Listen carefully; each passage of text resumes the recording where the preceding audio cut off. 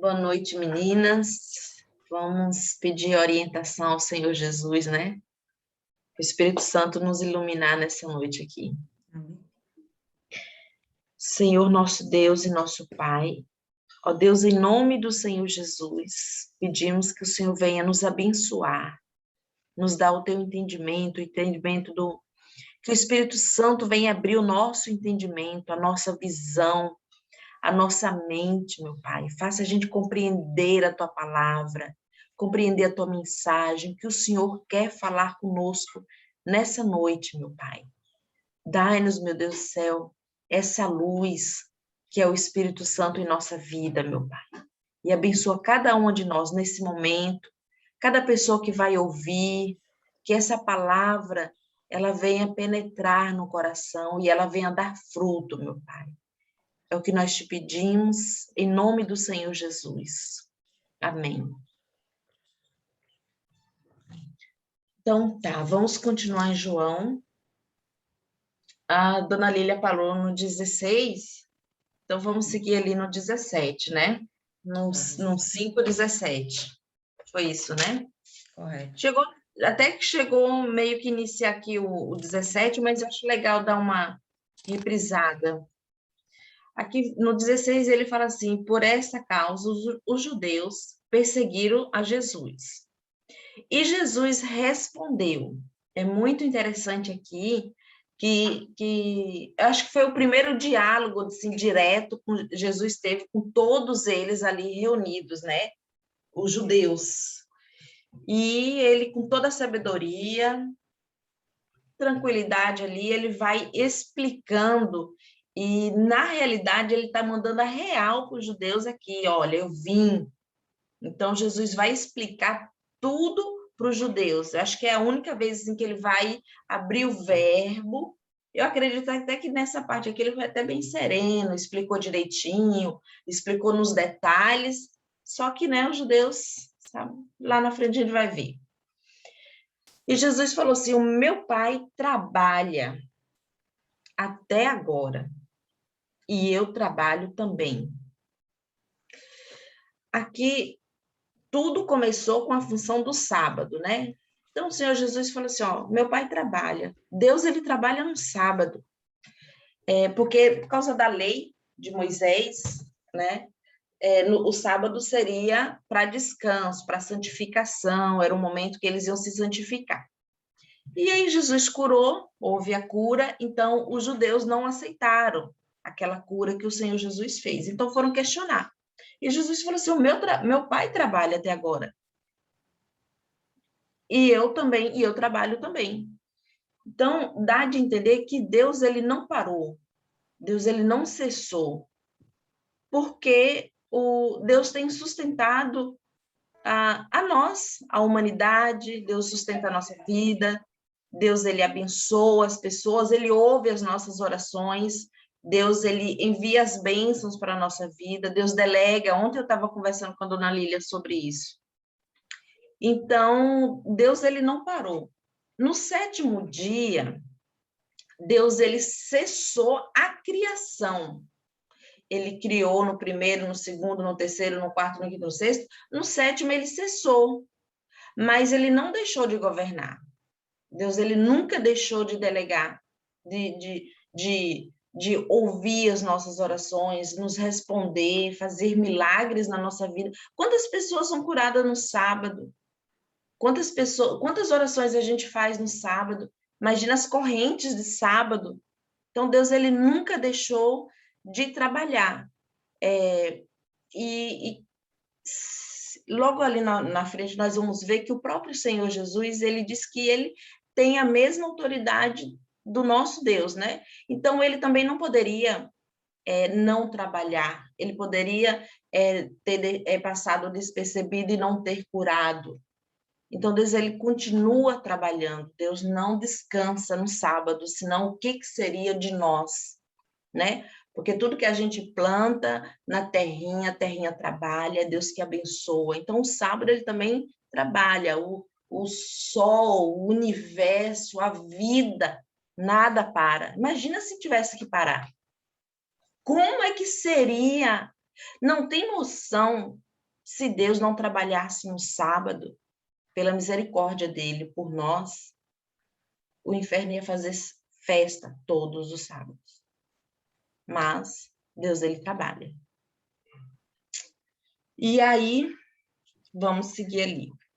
Quando o Senhor Jesus falou isso, né? Aí no 18 fala assim: por isso, pois os judeus ainda mais procuravam matá-lo, porque não só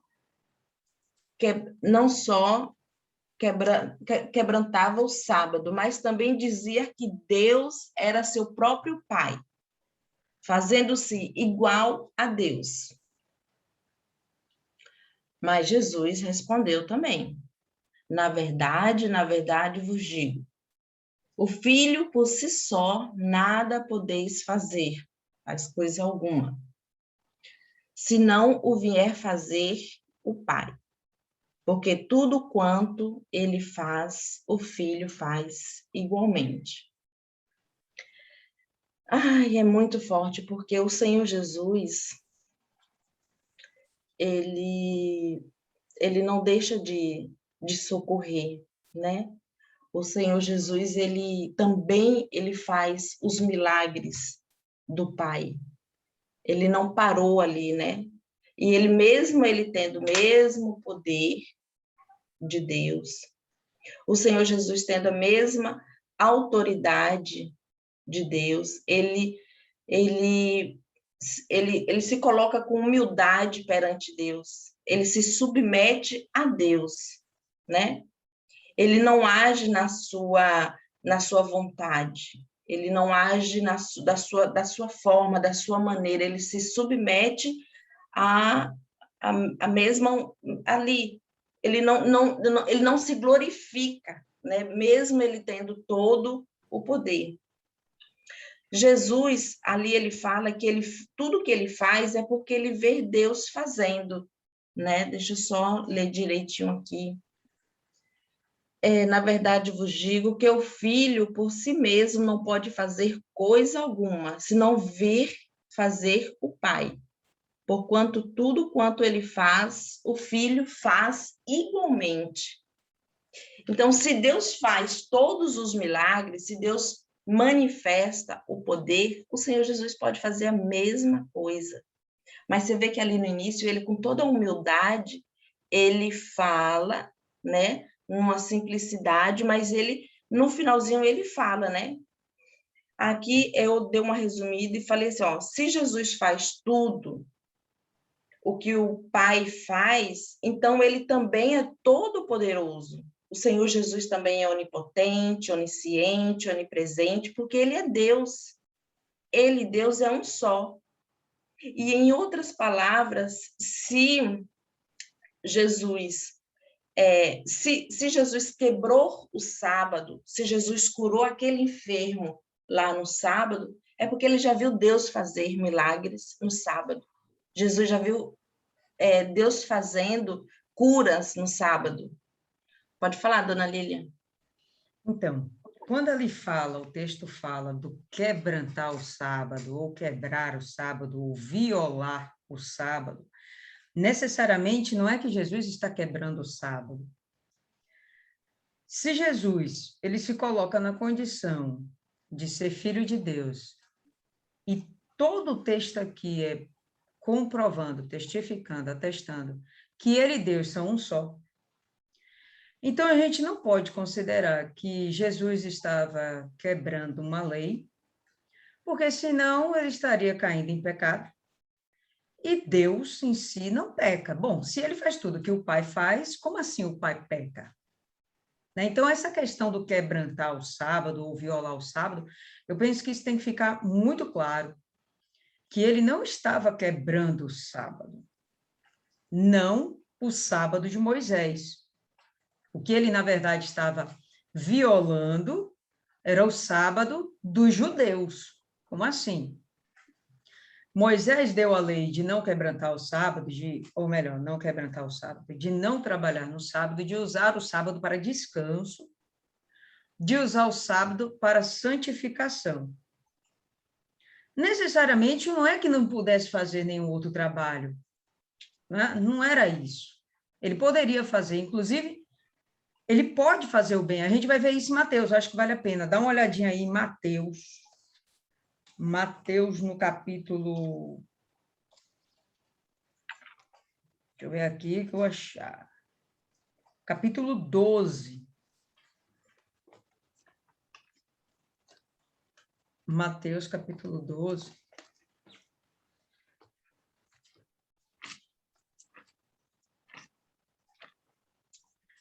No verso 11, a gente vai ter o seguinte. Todo mundo abriu? Tranquilo? Qual dentre vós será o homem que, tendo uma ovelha, se num sábado ela cair numa cova, não lançará mão dela e a levantará?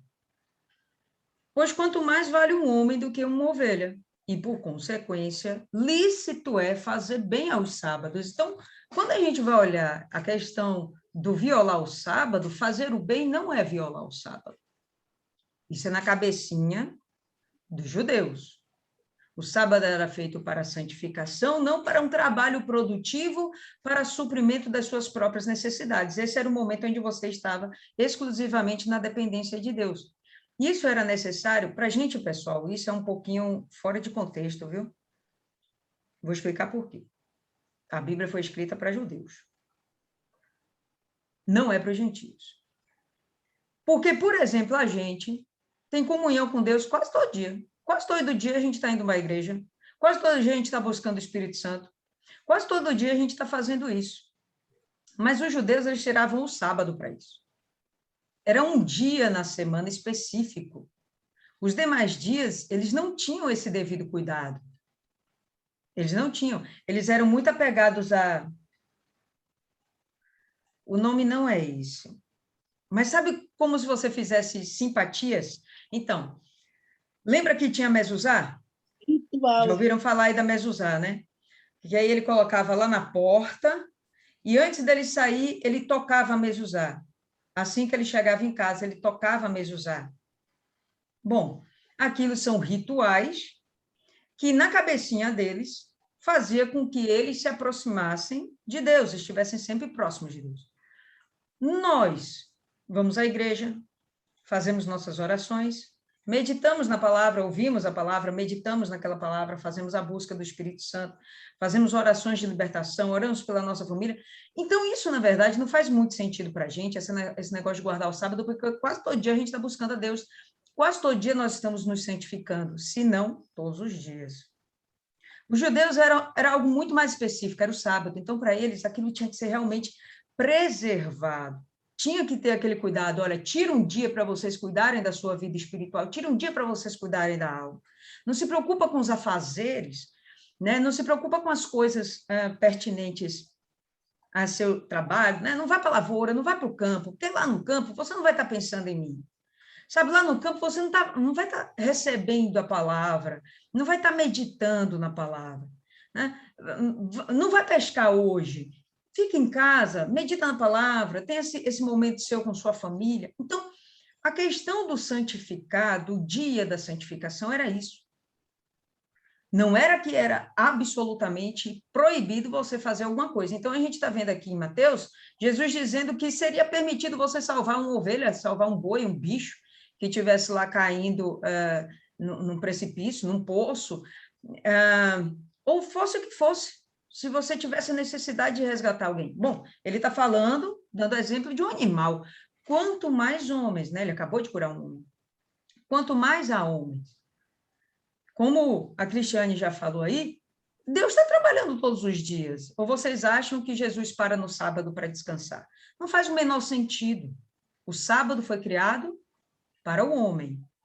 Não foi o homem criado para o sábado. Então, existe um posicionamento que os judeus, em princípio, não conseguiram entender. Quando eles não conseguem entender isso, o que acontece? Quando a gente, por exemplo, estamos meditando um versículo, a gente não entende o versículo. O que a gente faz? A gente tenta explicar com palavras que não estão no texto, usando exemplos que não estão no texto. mas tentando fazer de tudo para que a ideia do texto esteja clara em nossa mente. Os judeus faziam essa mesma coisa, mas além deles traduzirem a Bíblia, a Torá, além deles traduzirem a Torá para uma linguagem mais acessível às pessoas, nesse momento eles acrescentaram mais um bando de coisas. E nessa de acrescentar um bando de coisas, é nessa pegada que está o violar do sábado deles, onde não podia fazer absolutamente nada, nem mesmo curar, tá louco? Já imaginou Deus não poder fazer nada naquele dia? Não, pessoal. Ele descansou. E ele só descansou porque a obra estava completa. Ele já tinha feito tudo. E ele deu um padrão. Olha, a cada 6 dias, tira um para descanso. Foi um padrão dado para os judeus naquele momento. Tanto que hoje, para a gente, isso não faz o menor sentido. Inclusive, Paulo adverte, olha, se você for ficar guardando o sábado, então é necessário que você guarde toda a lei, já que você está querendo depender da lei. Mas Jesus veio justamente porque a lei em si era ineficaz para que a gente alcançasse a salvação. Então, isso para a gente, né? Por isso fica um pouco difícil a gente compreender esse sábado. Isso para a gente não faz muito sentido, porque nós buscamos a Deus todos os dias. Os judeus, eles tinham uma peculiaridade, eles tiravam realmente um dia para ir para a igreja, né? Para ir para a sinagoga, para ir para o templo, para estar diante do tabernáculo. Eles tinham um dia específico, a gente não. Bom, então, necessariamente ele não estava quebrando o sábado, tá certo? Isso fique muito claro, porque senão o próprio Deus se faria como pecador, e Deus, ele não transgride a própria lei que ele fez. Senão, não faz sentido a gente obedecer tal lei. Então, guardar o sábado não era você não fazer porcaria nenhuma. Não, guardar o sábado era você parar de fazer tudo aquilo que durante aqueles 6 dias você estava fazendo e que ia trazer um benefício material para você. Agora você vai fazer coisas que vão trazer um benefício espiritual para você. Então, eu penso que a melhor forma de definir o que fazer naquele sábado para os judeus seria a síntese daqueles 2 grandes mandamentos. Amar a Deus sobre todas as coisas e ao teu próximo como a ti mesmo. Então, no momento que você cura alguém, você está amando o seu próximo. No momento que você para meditar na palavra de Deus, você está colocando a Deus acima de todas as coisas. No momento que você, inclusive, abandona todas as suas tarefas rotineiras para estar buscando mais intimidade com Deus, você está colocando Deus acima de tudo. Né? Então, a forma de você estar se santificando, tá certo? Então, havia essa questão, mas não pensem que Jesus violou o sábado, ele não violou. O que ele violou foi o Talmud, já falamos sobre isso. Era a compreensão que os judeus tinham a respeito da Bíblia e todas aquelas regrinhas mais que eles inventavam. Só para a gente enriquecer esse pensamento, vou compartilhar para vocês aqui uma tela que eu estava hoje estudando. Vocês me falam aí se dá para enxergar, tá bom? Tá todo mundo vendo? Dá para ver aí? Tá. Pronto, está escrito bênçãos da refeição, beleza? Dá para ver? Pronto. E aí a gente vai ver aqui, ó, pessoal. Isso aqui é um pedacinho da Talmud. Tá? A Talmud é muito grande, ele tem 2 volumes imensos. E eles pegam as 600 e poucas leis que existem na Torá, pegam essas leis e saem esmiuçando. Entenda, a Torá, a gente consegue fazer disso um livro. Eles, traduzindo a Torá, eles conseguem ter 2 volumes e multiplicar esse entendimento de muitas formas. O Talmud é desta grossura. Mas, enfim, vou falar aqui de um pedacinho.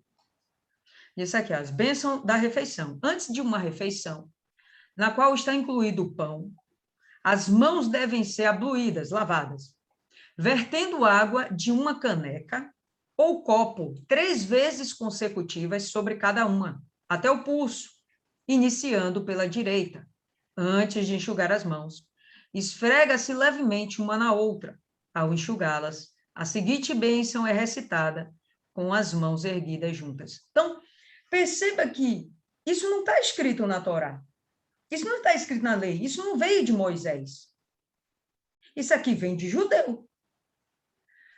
Quando eles criam acrescentam coisas à lei, eles estão, na verdade, fugindo da palavra de Deus.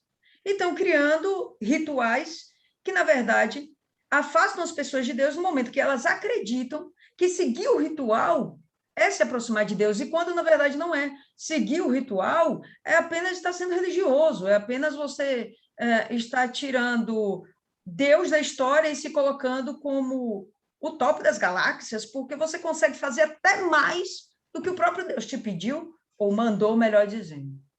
Estão entendendo? Então, olha lá, vamos lavar as mãos, mas não vai lavar a mão de qualquer jeito, você tem que pegar uma caneca, um copo, 3 vezes consecutivas, primeiro uma mão, depois a outra mão, tem que ser até o pulso, começa pela direita, não pode começar pela esquerda, um monte de coisinhas que não está escrito. Então, o sábado é a mesma coisa, eu tentei achar alguma referência sobre o sábado, mas não é muito fácil achar esses textos em português, tá certo? Então, esse aqui foi um que eu achei, e eu achei interessante usá-lo para ilustrar. A mesma coisa a gente deve ter a respeito do sábado. O sábado fala, olha, não viole o sábado e use ele para santificar-se. Né? Aí eles vão e colocam, olha, não santifique, mas não pegue peso, não prepare comida, não faça nada, guarde isso das 18 horas da sexta, leve isso até as 18 horas do sábado. Um monte de detalhezinhos que, na verdade, não estão escritos na lei de Deus. Bom, se não está escrito na lei de Deus, vamos pensar um pouquinho. Deus, por acaso, está profanando essa lei? Jesus, por acaso, está realmente quebrando uma lei? Porque se ele estivesse quebrando uma lei, não faz a menor necessidade, não existe a menor necessidade de existir uma lei. Entendeu? Então, era isso aí que eu queria acrescentar. E o Senhor Jesus começa a mostrar para os judeus que ele é o Filho de Deus. Então, ele começa um diálogo, ele começa mostrando que tudo o que ele fez é porque ele já viu o pai dele fazer. Porque ele jamais faria alguma coisa se ele não tivesse visto Deus fazer, né? Ele deixa bem claro assim, ó, o filho não pode fazer nada por sua conta própria. Então, ele ali falou assim, ó, eu não ia fazer nada por minha conta, pois ele só faz o que vê o pai fazer. E tudo que o pai faz, o filho faz igual também. Então, ele disse o seguinte, olha, eu curei ele estava ali, eu fui lá e curei, mas eu já vi meu pai fazer isso. Então, se o meu pai faz, eu posso fazer igualmente o meu pai faz. Então, ele tentando dialogar e mostrar o porquê que houve aquilo ali, né? Que, como Lília falou, não houve nenhuma violação no sábado. E se os judeus, acreditando em Deus, ver que Deus fez aquela lei, então, peraí, se Deus fez a lei, ele cura, ele trabalha, ele governa no sábado, então eu, como filho, vou trabalhar, eu vou curar, por isso que eu curei esse enfermo. Então, quer dizer, ele tentando mostrar, né? Aí no 20 ele fala assim, pois o pai ama o filho. E ele continua mostrando, né? Tentando ali dizer que ele estava ali porque Deus permitiu, né? Ele era um Deus, era filho de Deus. Então ele fala assim: pois o pai ama o filho e lhe mostra tudo o que está fazendo e vai mostrar a ele coisas ainda maiores do que essas, e vocês ficarão admirados. Jesus, nesse momento, ele mostra que a coisa não parou por ali, que não foi só aquele que foi curado, que Deus ele vai fazer muitos milagres. E é muito legal aqui quando ele fala assim que o pai ama o filho. Deus ama o Senhor Jesus, não o amor da gente, assim, de beijinho, de abraço, né? É o amor puro, um amor verdadeiro, um amor forte. Deus deu ao Senhor Jesus a mesma autoridade, né, que tem Deus, que vê ali Mateus 28, 18, se vocês quiserem abrir aí um pouquinho. Mateus 28, 18.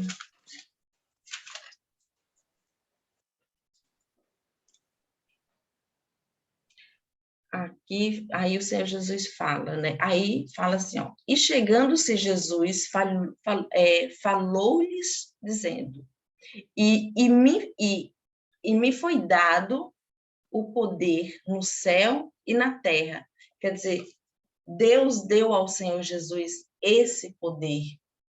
Deus, ele deu o poder que tem Deus, tem no Senhor Jesus. E o Senhor Jesus estava tentando mostrar para os judeus isso. E é muito legal que ele falou assim, ó, Deus, o Pai ama o Filho, né? Então, aqui ele está mostrando esse poder que ele recebeu de Deus. E deixa claro, eu fiz esse milagre, mas coisas maiores vão de vir, e vocês vão ficar admirados. Né? Eu acho que Jesus ainda acreditava que eles poderiam se converter, né? Ver os milagres e acreditar. Porque a conversa está bem. Aí no 21, Senhor Jesus. Porque assim como o Pai ressuscita os mortos e lhes dá vida, assim também o Filho dá vida ao que ele quer. Muito forte isso aqui.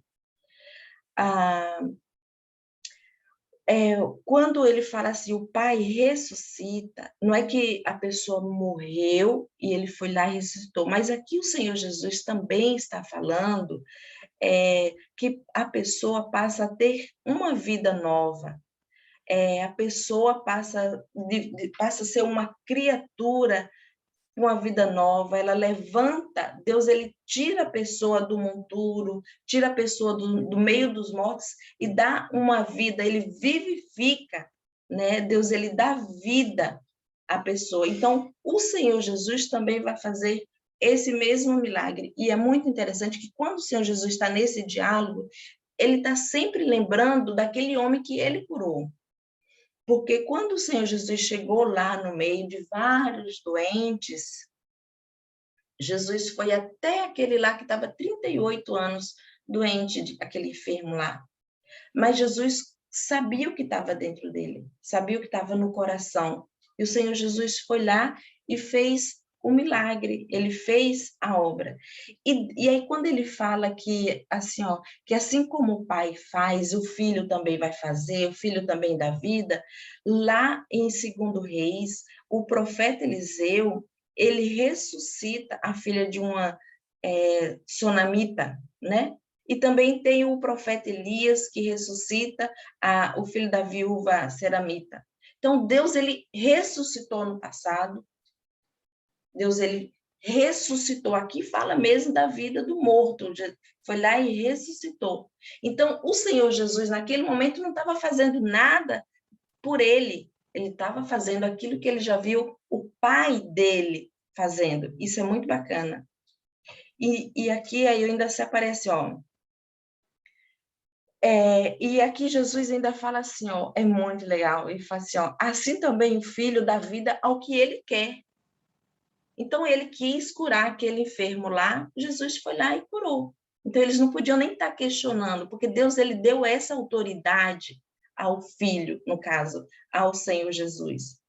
E Deus, ele deixou claro que o Senhor Jesus seria o autor, ele é o autor da vida, da justiça, da salvação. Então, ele está tentando dialogar e mostrar, né, que ele está ali para isso. Aí, no 22, o Senhor Jesus continua ali, delicadamente, né, porque ele está bem, né? Aqui ele fala assim, o Pai não julga ninguém, mas deu ao Filho o poder para julgar. Gente, é muito forte. Ele falando para os judeus, olha, meu Pai não julga, mas ele me deu o poder. Eu estou aqui para fazer justiça. Eu estou aqui como juiz. E aí, lá em Atos 10, 42, que também é muito legal. Atos 10, 42. Ele aí fala assim, ó, e nos mandou pregar ao povo e testificar que ele é o quê? por Deus foi constituído juiz dos vivos e dos mortos. Deus, ele continua governando, mas ele está através do Senhor Jesus. E o Senhor Jesus tentou mostrar aquilo ali também. Ele não só ressuscita, mas ele também é juiz. Então, quando ele fala isso, que Deus ele deu essa autoridade para ele, Deus está fazendo através do Senhor Jesus. Fala, Lília. Ok. Eu levantei a mão faz um tempinho atrás, então eu vou voltar aí um pouquinho, tá certo? Volta, que eu não vi, não. Tranquilo. Em Hebreus, pessoal, abre aí Hebreus 3. Hebreus 3, capítulo 4. Mentira, versículo 4.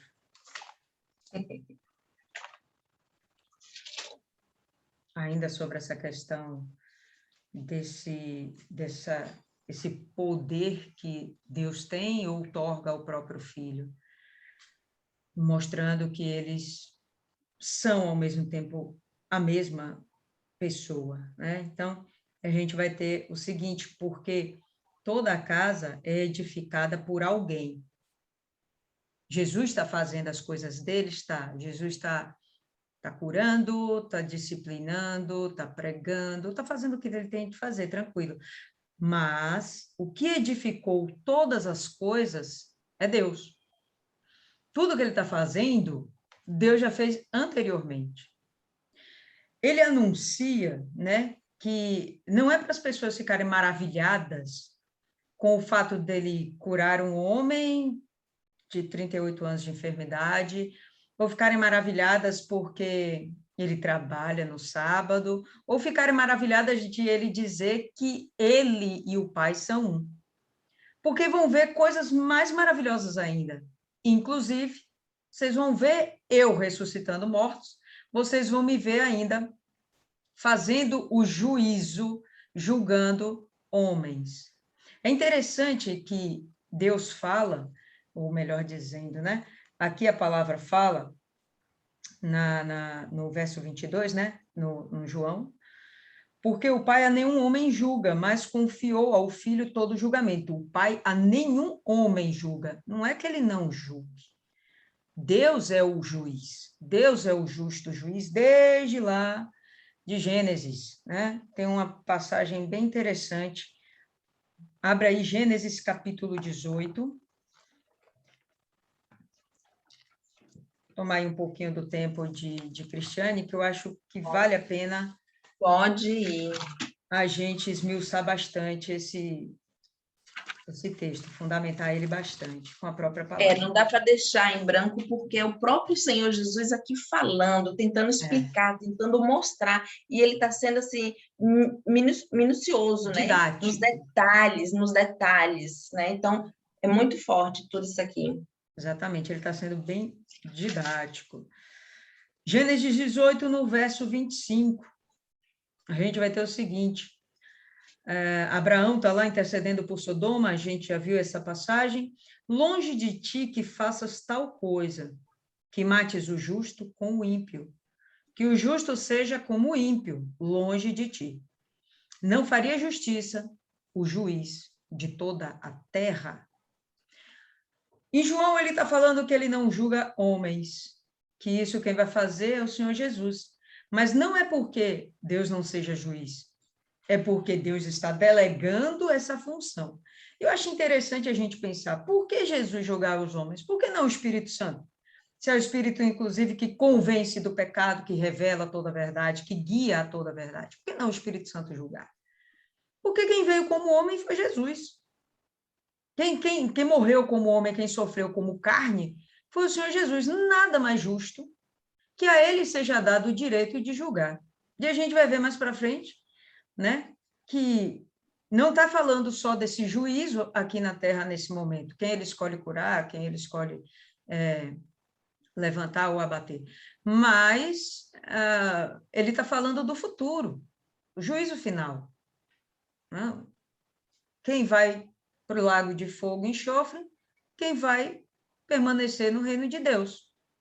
Quem vai fazer esse papel? É o Senhor Jesus, o grande juiz. Por quê? Porque Deus não é juiz? Não, ele é o juiz de toda a terra, ele é juiz de todo o universo. Só que ele delega essa autoridade para o Senhor Jesus, porque Jesus é quem vai morrer pelo homem. Dá para entender? Então, é justo que ele, então, julgue o homem. A gente vai ver em Mateus, no capítulo 11, vamos abrir aí, capítulo 11, apesar de que a própria Cristiane já falou algo também parecido, mas só para ver como a palavra ela se confirma a todo instante. Capítulo 11, no verso 27.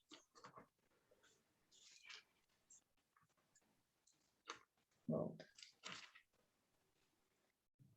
Todas as coisas me foram entregues por meu Pai.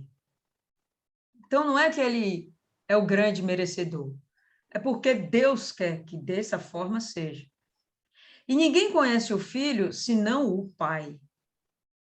E ninguém conhece ao Pai senão o Filho, e aquele a quem o Filho o quiser revelar.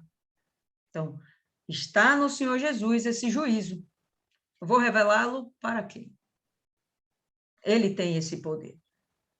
E quando ele chega, né, e ele fala isso, que as coisas todas foram entregues pelo Pai, então essa autoridade, né, fica bem claro que ele conquista, é dada pelo Pai, ele conquista do Pai, pelo mérito que ele teve, de passar aqui na Terra, cumprir toda a Torá nos mínimos detalhes. Torá, lei de Deus. Talmud, interpretação dos judeus? Não. Interpretação dos rabinos é outra história. Tem nada a ver com lei de Deus. Essa coisa da cabecinha deles. Tá certo? Mas quem cumpre a lei de Deus, aí o próprio Jesus cumpriu toda a lei de Deus. Tá bom? Então, nada mais justo do que o Senhor Jesus, ele ter essa autoridade de julgar o próprio ser humano. Então, uma dessas coisas maravilhosas vai ser essa capacidade de dar a vida, porque dentro dele há vida, porque Deus é vida. Ah, mas quem pariu foi papai e mamãe, quem pariu foi o cachorrinho e a cadelinha. Mas a vida vem de Deus. Ninguém ou nada adquire vida se não vier através do fôlego de vida, que vem de Deus. O próprio Jesus, sendo Deus, tem dentro de si essa mesma capacidade. Isso, lógico, vai deixando os judeus cada vez mais revoltados, né? Porque na cabecinha dos judeus, existe sim um Messias, eles esperam o Messias, existe. Mas esse Messias nada tem a ver com um homem andando por aqui, para cima e para baixo, fazendo milagres, pregando e chamando a gente de raça de víboras. Não, o Messias não tem nada a ver com isso. O Messias vai ser um príncipe, ele vai vir coberto de ouro, cheio de grandeza, e vai restaurar o reino de Israel. Eles não estão nem preocupados com o resto das nações. Estão preocupados com o reino de Israel. Então, na cabeça deles, o que eles esperam que Deus envie como Messias é algo que contradiz o que Jesus é. É completamente o oposto. Tá bom? Então, pode continuar. Lília, e continuando nesse assunto aí, o Senhor Jesus, ele precisava ter essa autoridade. Deus, ele tinha que ter dado mesmo essa autoridade, porque ele estava aqui. Então, ele precisava falar com autoridade, com toda a segurança para os judeus. Entendeu? Então, não foi nada em vão, foi assim, muito bem trabalhado, né? Muito bem pensado, sendo que o próprio Jesus disse que Deus, né? Deus, ele também está trabalhando, Deus também está julgando, só que através do Senhor Jesus. Deus, ele está dando a direção também, entendeu? Deus está ali, está dando a direção ao Senhor Jesus também. Então, se Deus está agindo, é porque os dois estão ali, em união, numa intimidade entre pai e filho, em concordância, né? No mesmo pensamento, no mesmo objetivo, um só. É um só. Então, é maravilhoso isso aí. E acrescentando o que você estava falando, essa questão de eles, dessa obediência do Senhor Jesus, não é nem que seja simplesmente obediência, pessoal, é que ele é a natureza dele. Ele não vai conseguir contrariar o que Deus determina. Ele simplesmente não é da natureza. O homem, ser humano, tem a natureza pecaminosa. Beleza, é da natureza do homem. Pelo contrário, é difícil para o homem não pecar. Difícil é para o homem não pecar. Difícil é para Jesus pecar. Por quê? Porque se ele tem a natureza divina e Deus em si não peca, não tentaria contra si mesmo, é absurdo, né? Então ele não faz isso. Ele não peca. E ele está dando esse alerta para os judeus. Ele está dando esse alerta. Ele está mostrando tintim por tintim, olha, Deus está aqui no meio de vocês. É interessante a gente observar que Deus julgou, teve o tempo dele antes de Jesus. Deus julgou, acabamos de falar de Sodoma e Gomorra. Deus julgou Sodoma e Gomorra, não viu ali o porquê daquele povo continuar existindo. Pessoas que negavam a Deus. Não, vai então tudo morrer. Determinou. Na época de Noé também, né? Perfeito? Na época de Noé. O próprio Caim foi julgado, recebeu a marca. A gente vai perceber que em vários outros momentos, várias outras passagens da história de Israel, Deus vai entrar com o juízo. Deus fazendo juízo. Mas na hora que entra o Senhor Jesus no cenário, na grande história da vida, quando Jesus entra no cenário, essa autoridade é passada para o Senhor Jesus. Nesse momento aí, Deus abre mão e dá essa autoridade. Legal a gente pensar agora do porquê. Já falamos que pelo fato de ele até ter vindo como homem, é mais lógico que ele tenha esse direito. Mas não só isso, pessoal. Jesus está querendo mostrar, ele está querendo trazer uma lógica de Deus, lógica não, verdades do reino de Deus, verdades sobre o plano divino, para a lógica humana. Ele está tentando esmiuçar. E por que ele está fazendo isso? Porque ele quer assumir, ou melhor, ele quer demonstrar a identidade divina que ele tem. Já falamos sobre isso. Como é que uma autoridade vai provar que é uma autoridade? Se utilizando do seu poder. Então, o próprio Deus dá esse poder para Jesus ressuscitar mortos e julgar homens, justamente para que os homens creiam nele. Porque se esses homens não crerem no Senhor Jesus, eles com certeza não vão crer em Deus. Por quê? A gente vai ver logo adiante, a Cristiane vai falar, né?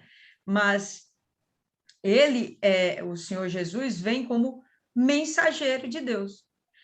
E os judeus entendiam que aquele que é enviado como mensageiro representa aquele que o enviou. Se eu não respeito o Senhor Jesus, eu não respeito a Deus. Né? Por exemplo, aí, Dona Cida manda um filho dela até mim. Olha, Lília, fala isso. Eu não vou entender que é o filho dela falando comigo, eu vou entender que Dona Cida só usou para me transmitir uma mensagem, porque por algum motivo ela não pôde vir pessoalmente. Então, ela vai, usa o filho, manda até mim, e eu vou ouvir, não como sendo filho dela, eu vou ouvir como a própria Dona Cida falando. Quando Jesus está aqui falando, ele está dizendo, pessoal, olha, crê em mim, porque se vocês me rejeitarem, vocês vão estar rejeitando o Pai. Se vocês rejeitarem o Pai, vocês vão estar condenando a salvação de vocês. Então, ele está, voltando a esse termo, vou repetir, ele está sendo extremamente didático, trazendo a verdade, vê que ele fala em verdade, ele está enfatizando algo que não é mentira e que é imutável. Em verdade, por favor, acreditem. Tá? E se vocês não aceitarem essa verdade, então a vida de vocês está condenada, tanto aqui nesse plano, quanto no plano posterior. E se fosse eu falando, eu ia falar assim, ó, gente, diante de Deus, eu estou falando a verdade. Justo. Porque eu estou querendo mostrar que o que eu estou falando é a verdade, né? a gente não pode falar assim, ó, eu juro por Deus, mas olha, diante de Deus, eu uso essa outra palavra, né? Que o que eu estou falando realmente é verdade, eu sou filho de Deus, entendeu? Tá certo isso aí. E é muito, o Senhor Jesus, ele tem o mesmo poder que Deus, ele tem a mesma autoridade, ele tem a mesma unção, o mesmo Espírito, a comunhão, mas nesse primeiro diálogo, ele está falando, mas ele está falando, ele não fala com arrogância, né? Ele fala com sabedoria, tentando esclarecer, você vê que ele está falando em detalhes, as coisas quase que desenhando para os judeus, mas assim, com sabedoria, nada com arrogância. E isso dá para a gente aprender muito na nossa vida, que às vezes, por mais que a gente está certo numa coisa, não pode ser falado com arrogância, porque a arrogância não ensina nada a ninguém. Pelo contrário, arrogância, a Bíblia diz o quê? Com a palavra, ela mal falada, ou a resposta mal, né? Que eu não sei como é que é exatamente, eu esqueci. Quando a pessoa ela dá uma resposta ruim, ela incita uma ira, né? Ela levanta uma coisa ruim na outra pessoa. E aqui, em nenhum momento, o Senhor Jesus ele é arrogante. Em nenhum momento ele está desprezando eles. O Senhor Jesus só está mostrando o poder de Deus, mostrando o que tem que ser feito e por que ele está ali, né? Isso é muito, dá para a gente trazer para nós também isso aí, né? A fim de que todos respeitam o Filho. Mas deixa eu passar para ler aqui na Bíblia, aqui, que é melhor. Para que todos honram o Filho, como também honra o Pai.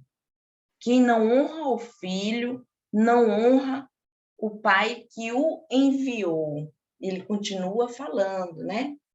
E é muito interessante isso aqui, porque o que é o honrar, né? O honrar, eu fiz até um que só honrar é estimar, é respeitar, reverenciar, é louvar, é homenagear, né?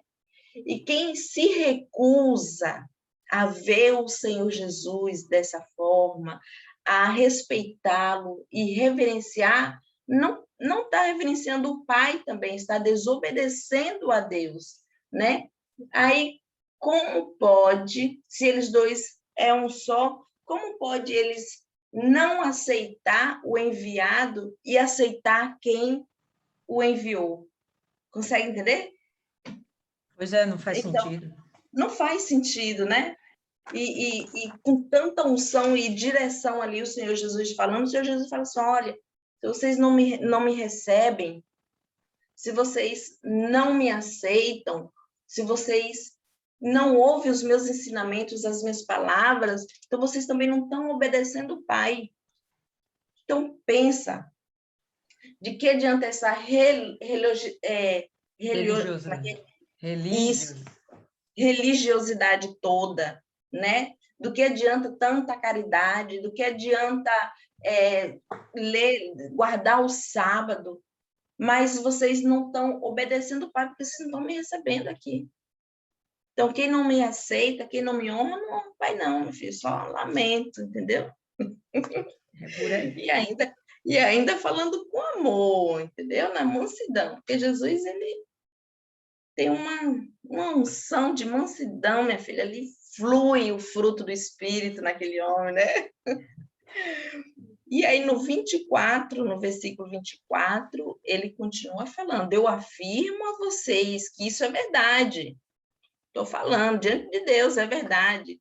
Quem ouve as minhas palavras e crer naquele que me enviou, tem a vida eterna e não será julgado, mas já passou da morte para a vida. Olha que forte! É muito forte, né? Porque o ouvir e crer, né? Ouvir e crer nas palavras de Jesus são critérios necessários para a conquista da vida eterna. Olha, acho que é muito forte, meu Pai amado. Completa, dona Lília, aí. Porque esse versículo, ele tem que ser muito esmiuçado, porque é muito forte. Então, a gente percebe que quando ele fala, né, quem crê naquele que me enviou, Deus, tem a vida eterna. Então, essa questão da vida está ligado com aquele que pode dar vida. Só quem pode dar vida é Deus. Por extensão, por ser filho de Deus, o Senhor Jesus. No momento que ele fala sobre essa questão da vida, né? E ele diz assim, ó, tem a vida eterna, não entrará em condenação, mas já passou da morte para a vida. Vamos pensar o seguinte, pessoal. Basicamente, nós temos o entendimento de dois tipos de morte. E a gente entende, em princípio, morte como separação de Deus. Mas vamos colocar isso aí mais detalhadamente. Vamos pensar em três tipos de mortes. Primeira morte. Aquela morte natural, onde o corpo se separa da alma. Vai ser enterrado, sepultado o corpo, cremado, seja lá o que for, o corpo vai estragar, apodrecer e daqui a uns dias virar pó. E a gente vai ter a alma que é eterna, a gente sabe que a alma não morre, vai para algum lugar. Uhum. Segunda morte vai ser aquela morte onde a pessoa está viva, lá com sua alma, senão não tem nem sentido estar vivo, está lá com sua alminha, mas anda distante de Deus. Ela está morta, está distante de Deus, não tem ligação com Deus, não tem ligação com o dono da vida, está morta. E a gente vai ver aqui uma terceira condição de morte, que no futuro, como a gente viu aqui, Jesus falando que ele é capaz de trazer a vida, e a gente vai ver, próximo versículo, isso até, ele é capaz de ressuscitar. No futuro, ele vai julgar. E quando ele for julgar, todos os que morreram vão ser ressuscitados. Seus corpos vão ser ressuscitados, conectados mais uma vez à sua alma. E estarão diante do Senhor Jesus para o grande julgamento. Nesse grande julgamento, se for condenada, aí a gente vai ter a morte eterna. Caso não, ela vai ter a vida eterna. Sendo que a morte eterna é vida eterna, só que sem Deus. Mesmo que seja morte eterna, aquela pessoa vai estar consciente. A alma está viva, a alma está consciente. Então, se a gente está entendendo, vocês estão conseguindo acompanhar? 3 tipos de morte. E Jesus está dizendo que ele é capaz de dar vida em todos esses sentidos. Ele é capaz de dar vida àquele que está morto nesse momento e desconectado de Deus, onde aquela pessoa que crê na palavra dele automaticamente passa a ter vida, passou da morte para a vida, e aqui começa a eternidade dela. Nós já começamos a nossa eternidade. Estamos ainda na Terra, mas a nossa eternidade, a linha do tempo que nos leva até o fim de tudo, já começou. Quer dizer, fim de tudo não, né? Ao nunca ter fim. Já começou, tá? Caso a pessoa venha passar pela morte física, bom, ainda assim, ele vai ter o poder de ressuscitar todas essas pessoas. Ah, mas o corpo já virou pó. Aí o problema, meu irmão, esse enigma aí quem vai resolver é Deus. Mas é aquilo que virou pó e que um dia foi um corpo, vai tornar a ser corpo, vai realmente receber sua alma de novo, vai se colocar diante do grande juiz, na pessoa do Senhor Jesus, vai ser julgada e decretada ali se ela vai ter morte ou vida. Então, nesse momento ainda, o Senhor Jesus vai estar dando vida e vai estar podendo decretar morte e vida, que vai ser a morte eterna ou a vida eterna. Está nas mãos de Deus essa autoridade, esse poder, né? Essa capacidade. Cristiane, aí Martiane quer falar. Pode falar, Martiane. Na verdade, é porque surgiu uma dúvida que eu nunca tinha pensado dessa forma, né? Aí que Dona Lilian está falando. Eu fiquei imaginando no seguinte, né? Porque Dona Lilian falou que a alma vai se unir novamente ao corpo e seremos todos julgados. E aí, tipo, eu tentei imaginar, né, como que seria, no caso, aquelas pessoas que elas vão acabar perdendo a salvação, né?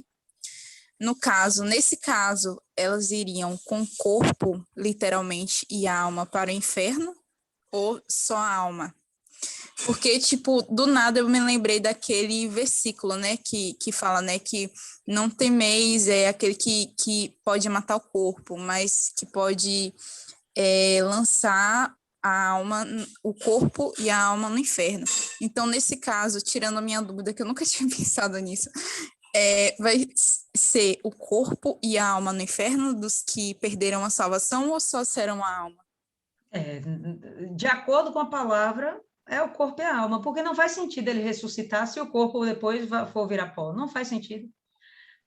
Tem um momento, inclusive, da palavra que fala que, se alguém aí quiser dar uma procurada rapidinha depois, ou agora, né, que fala que os vermes comerão a carne no que seria inferno. Bom, se não tem carne e o verme vai comer a alma, não, vai comer o corpo, e esse corpo não vai se acabar. Toda hora ele vai sendo renovado, regenerado, não sei de que forma, cara, isso aí realmente é metafísico. E vai perpetuar-se isso por toda a eternidade.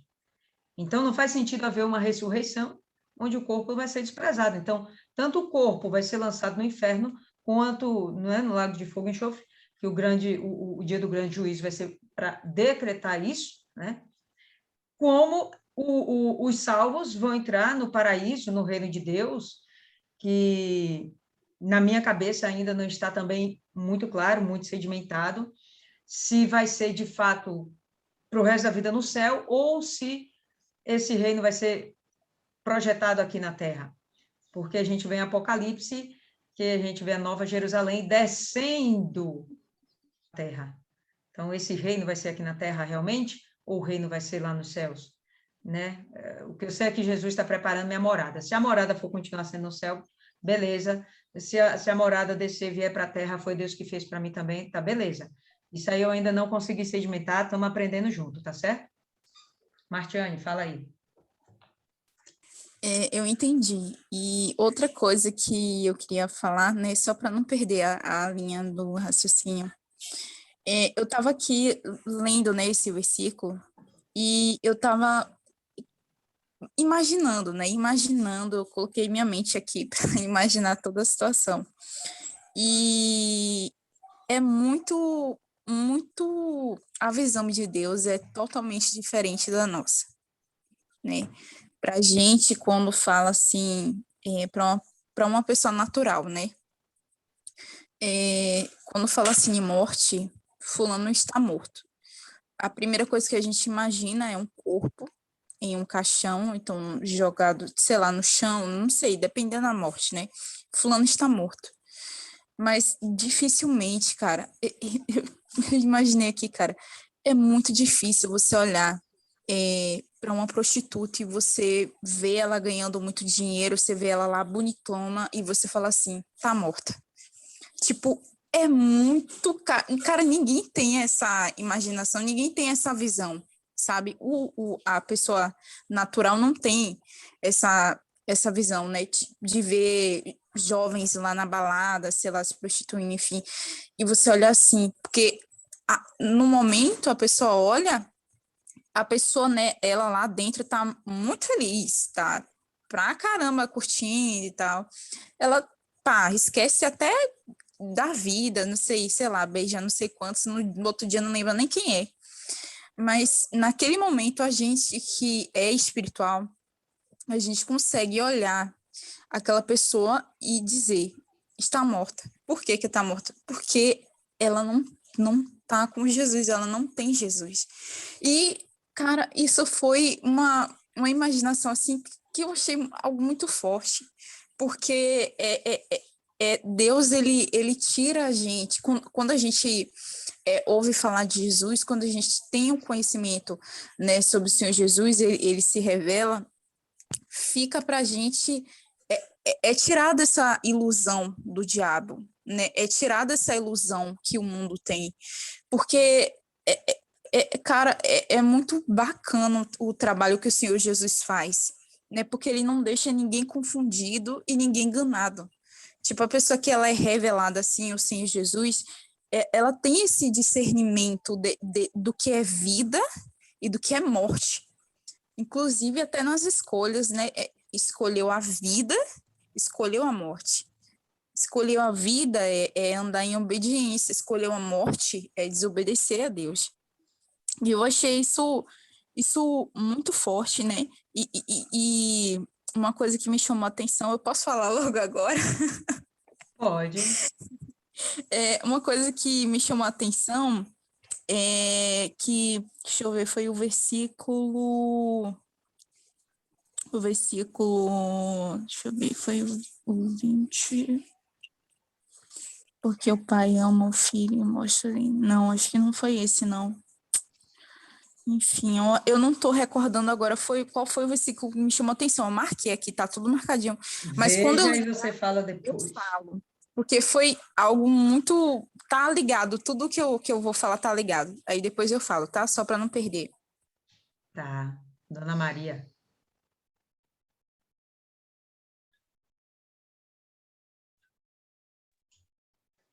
Eu achei interessante que você falou que a alma volta para Deus e tal, e eu fiquei pensando no seguinte, Rapidinho, a rapidinho, gente, rapidinho, rapidinho, rapidinho, rapidinho. Eu não falei que a alma volta para Deus. A alma não volta para Deus, viu, pessoal? Quem volta para Deus é o não, espírito não, de vida. A ela alma não sai do volta nosso para Deus, corpo, não. desculpa, ela sai do nosso corpo, Isso, certo? isso. Pronto. E essa semana, por coincidência, eu estava conversando com a minha coordenadora, que também é evangélica e tal, e ela chamou a atenção, certo? Que ela disse o seguinte, na Bíblia tem que Deus soprou as narinas de Adão, e com isso lhe deu vida. E quem já viu uma pessoa morrer, ela solta o ar.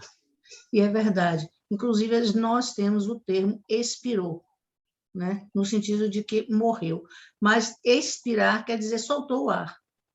Quem já viu uma pessoa morrer, eu vi o meu pai, eu vi o meu avô, e realmente eles soltam o ar, né?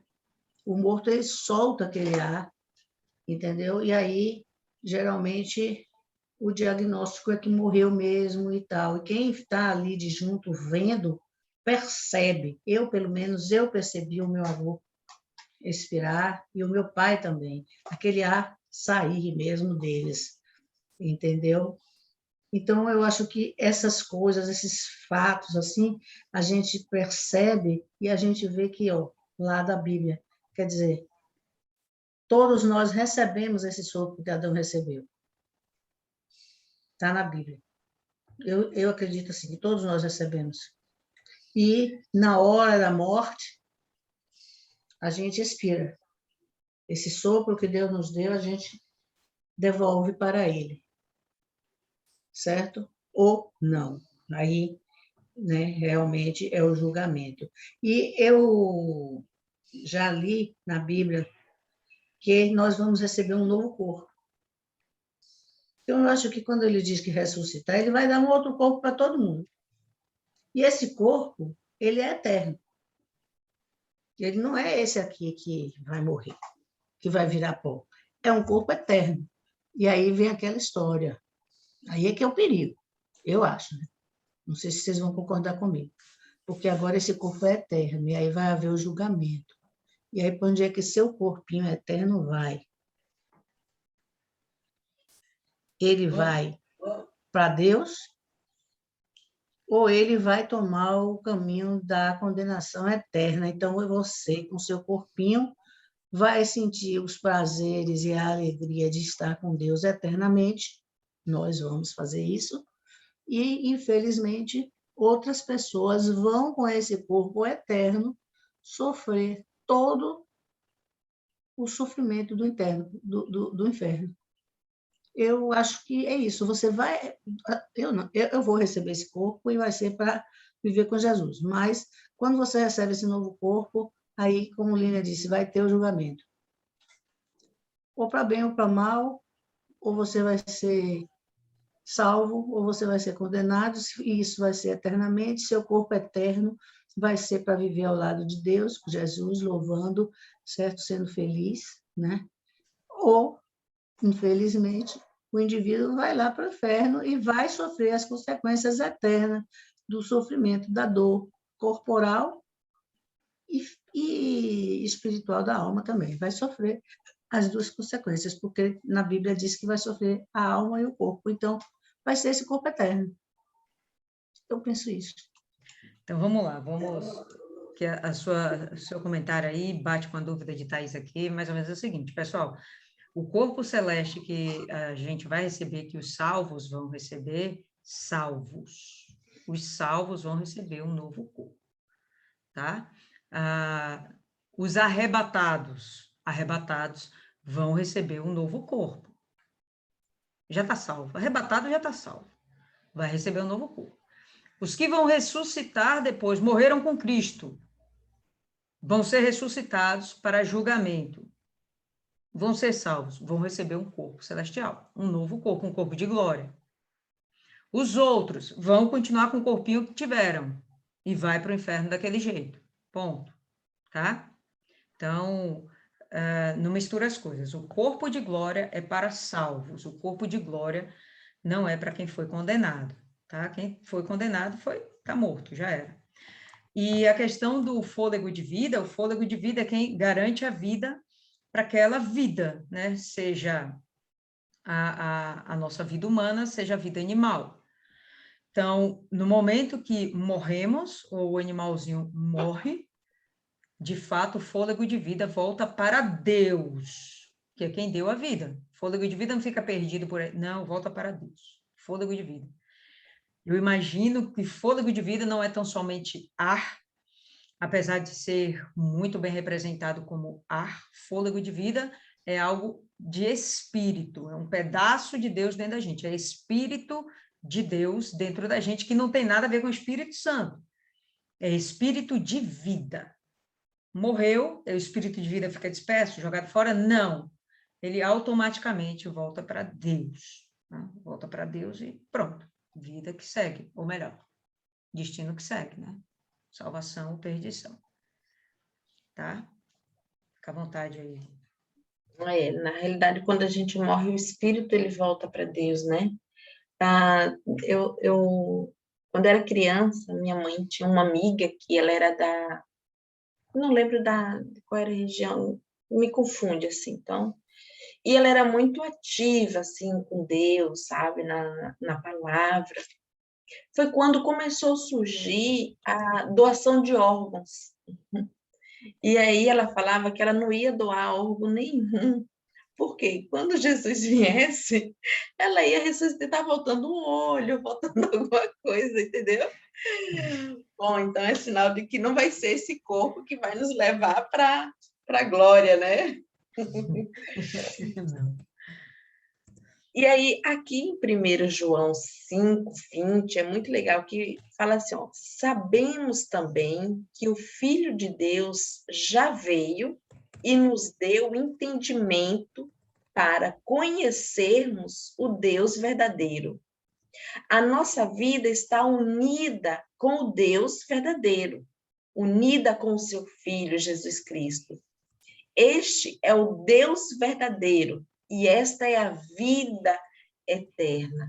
E aí, quando a gente fala de vida eterna, que a gente já quer viver nessa vida eterna, que a gente aceita o Senhor Jesus, a gente se batiza e então a gente já quer viver essa vida eterna aqui, né? Já quer viver na salvação aqui.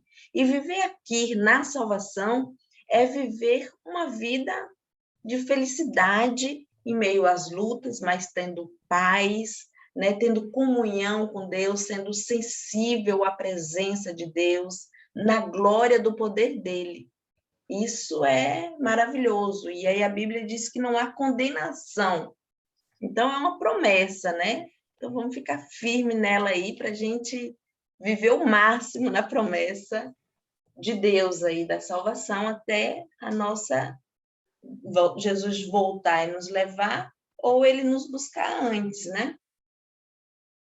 E aí aqui no 25, Jesus repete: em verdade vos digo que vem a hora.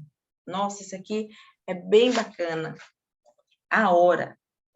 E agora é em que os mortos ouvirão a voz do Filho de Deus, e os que ouvirem viverão. Quando ele diz a hora, no caso ele está falando aqui, ó, quando ele fala assim, vos digo que vem a hora, eu acredito que é a pregação do evangelho. Então, quando ele diz que agora é a hora, ele já está ali pregando, ele já está falando, ele já está anunciando. E quando ele fala aqui, ó, a condenação,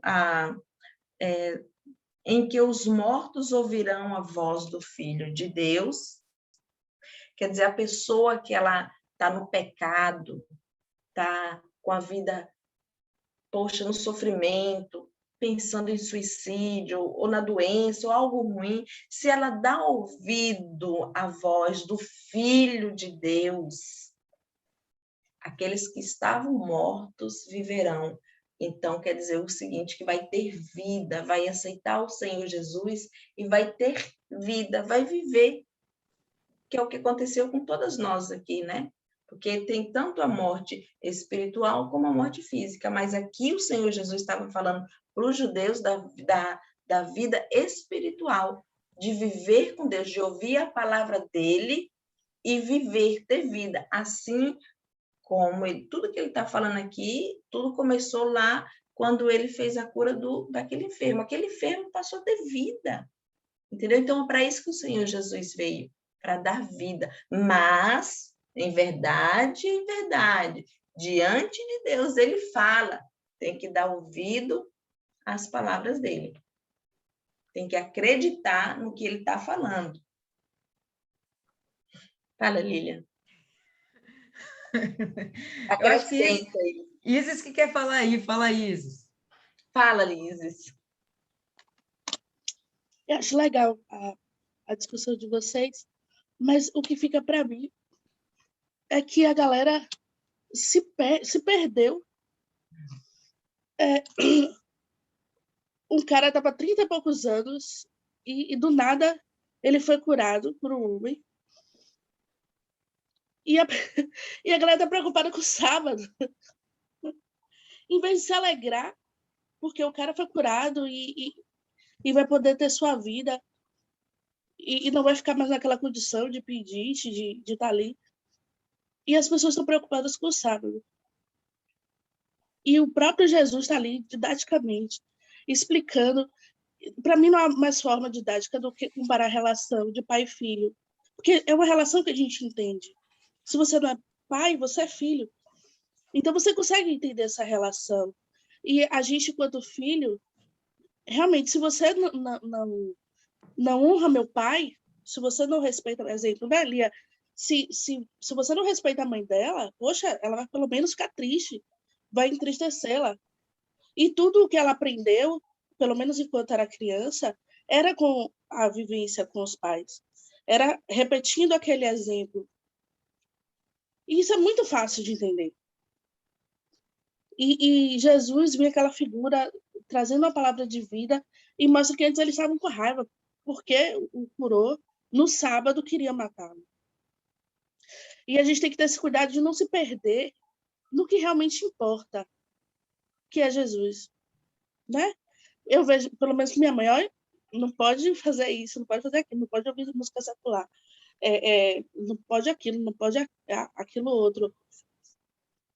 E não se preocupar em buscar a Deus, buscar com a vontade dele, conhecer mais de Jesus. E eu trago isso para mim, para a gente realmente não se perder com essas outras coisas, com esses outros rituais.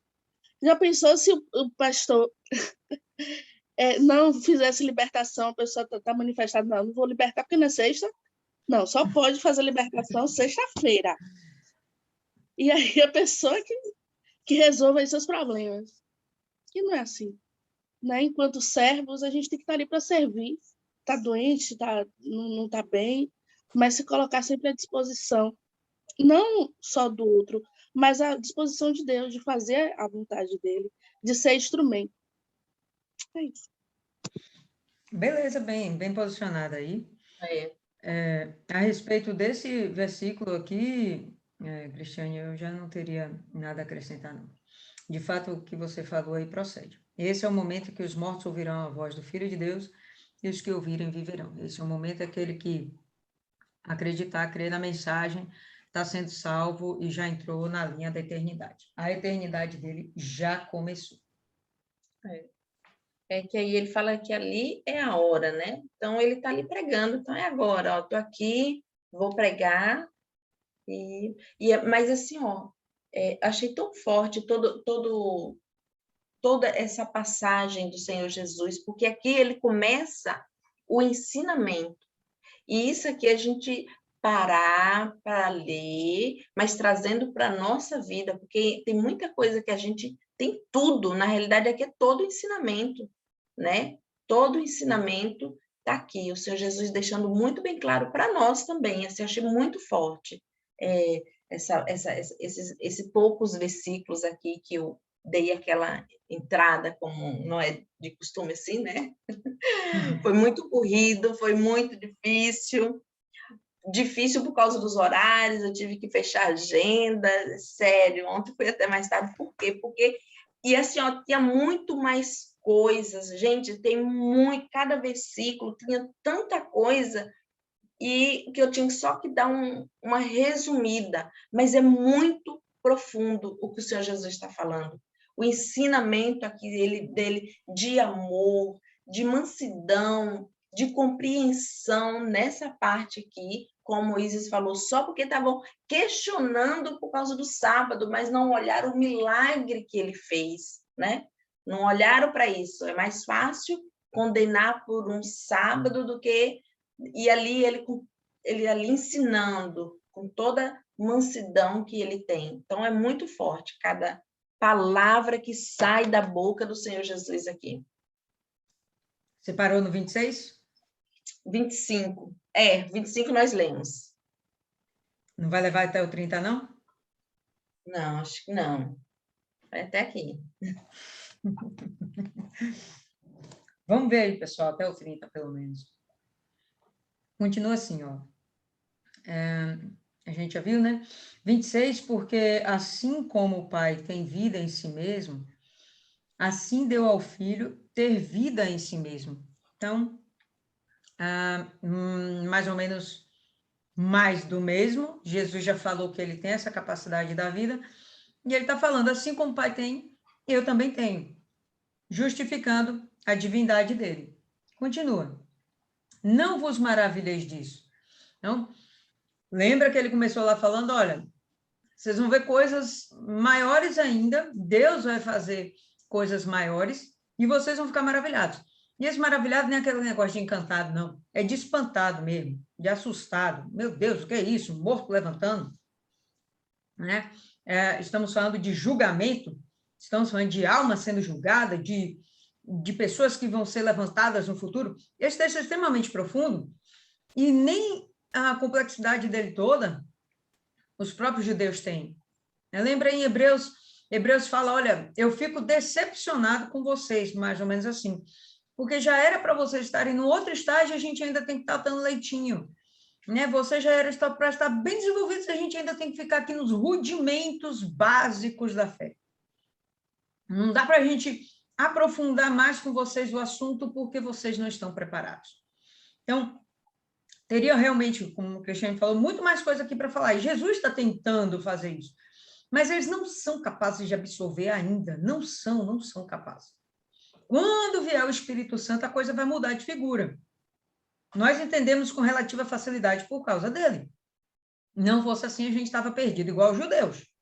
Então, a maioria desses judeus que ouviram esse discurso aqui do Senhor Jesus vão sair da mesma forma que chegaram, vazios e perturbados. Uma parte vai crer, e ali já começou a salvação. A maior parte ainda vai ficar com dúvidas. E aí a gente vai ter o seguinte: e deu-lhe autoridade para também executar julgamento, porque ele é o filho do homem. Não sei se na sua versão aí, filho está com letra maiúscula e homem está com letra minúscula. A conotação de filho é porque ele é filho do Altíssimo, filho com letra maiúscula, porque ele é filho do Altíssimo, e do homem, porque ele nasceu do meio de homens, homem com letra minúscula, ele nasceu de Maria. Então, Jesus, ou melhor, João, né? Ele está posicionando o Senhor Jesus. Quem está, no caso, escrevendo o livro é João, palavras do Senhor Jesus. Então, ele está posicionando, olha só, quão maravilhoso é esse Filho de Deus. Porque ele é tão filho, tão íntimo a coisa ali, por mais que tenha nascido de homem comum, é tão íntima a coisa, que ele faz as mesmas coisas que o Pai. Deus lhe deu autoridade para executar juízo, julgamento.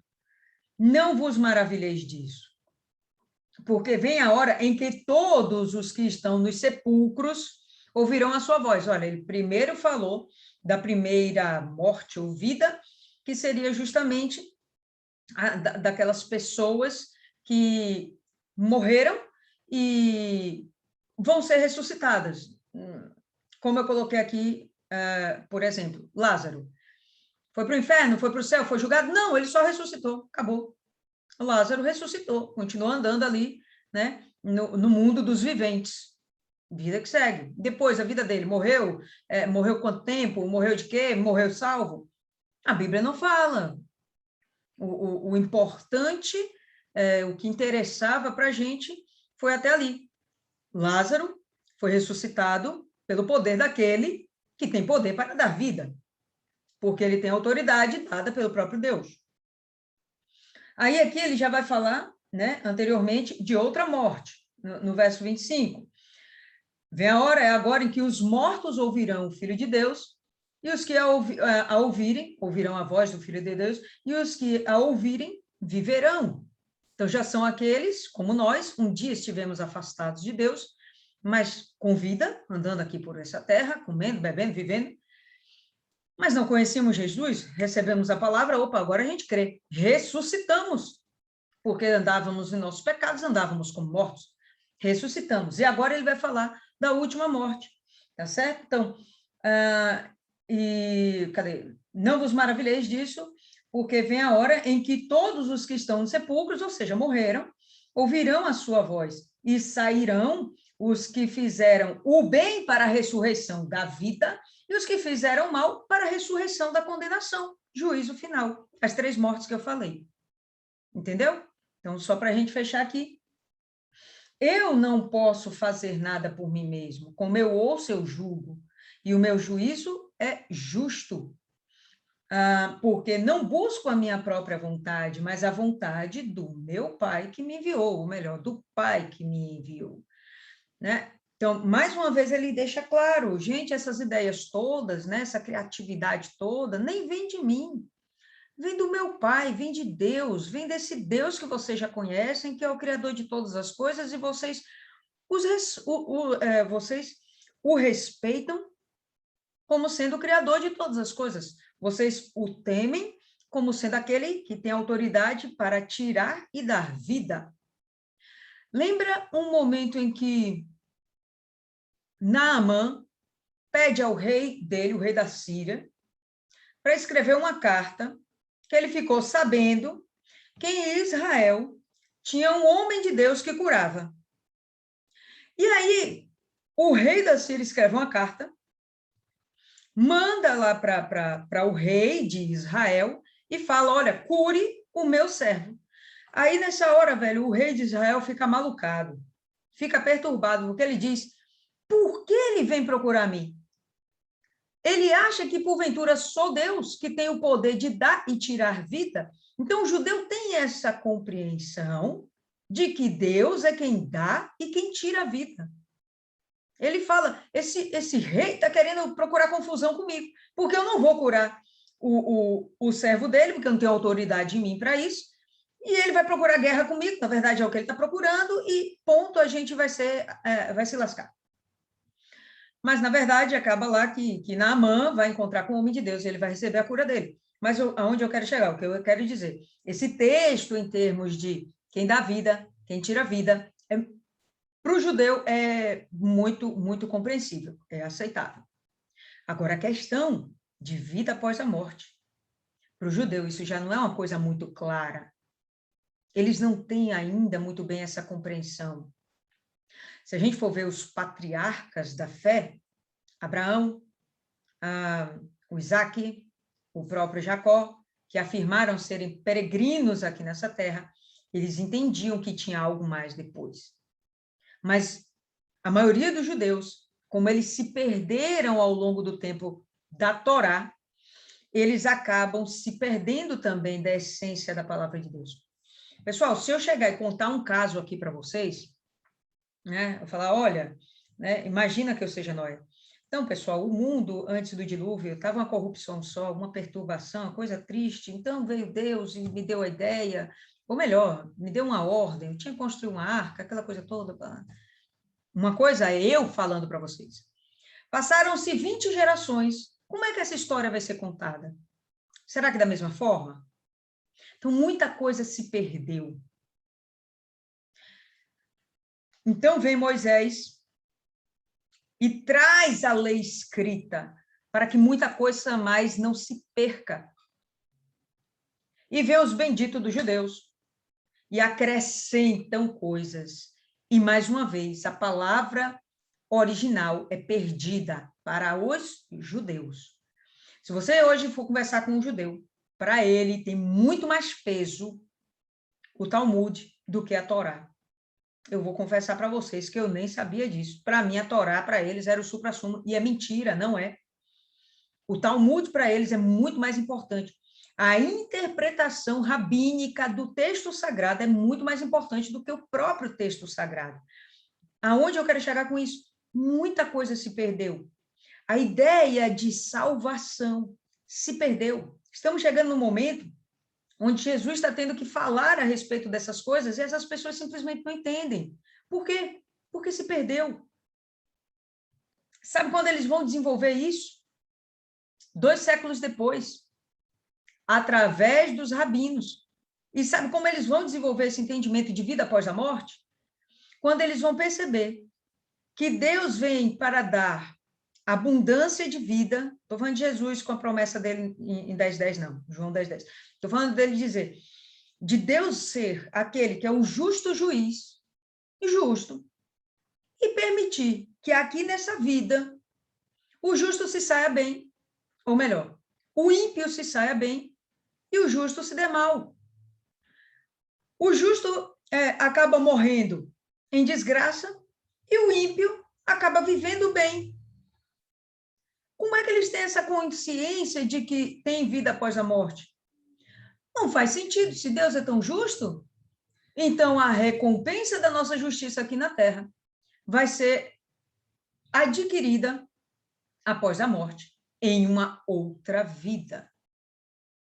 Quando eles começam a desenvolver esse raciocínio, quando os judeus começam a desenvolver raciocínio de vida após a morte, eles começam a misturar isso com outras coisas, com a cabala, com o espiritismo, e até hoje os carinhas são meio perdidos.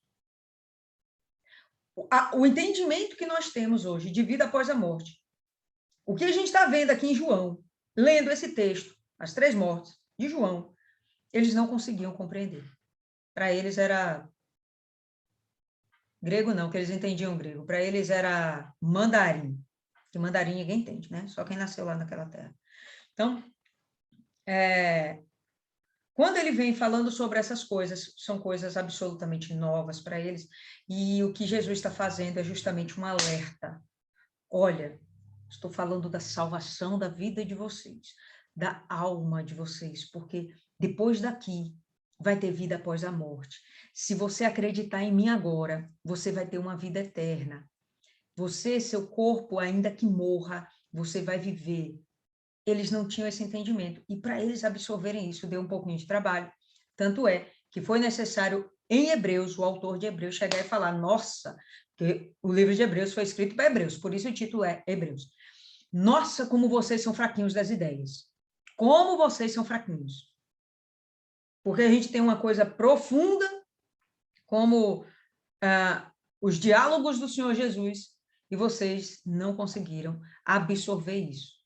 Hebreus não faz parte do Antigo Testamento. Hebreus é um livro do Novo Testamento. Hebreus é um livro que vem trazendo a essência da palavra do Senhor Jesus, a essência do Evangelho para judeus. É mais um alerta da salvação para judeus, de como é toda a estrutura de santidade, de adoração a Deus, tal. E isso é o que João está querendo trazer para os judeus, e, obviamente, quem está aproveitando melhor hoje somos nós. Fala aí, Martiane. Porque a senhora falou uma coisa aí que me chamou a atenção, né? Que a senhora falou com respeito à Torá e o outro nome que eu esqueci. Isso, esse negócio aí, esse mood. Vou falar mood, porque o outro não entendo direito. E pelo que eu entendi, né? É a palavra de Deus, certo? E o outro é o entendimento, correto?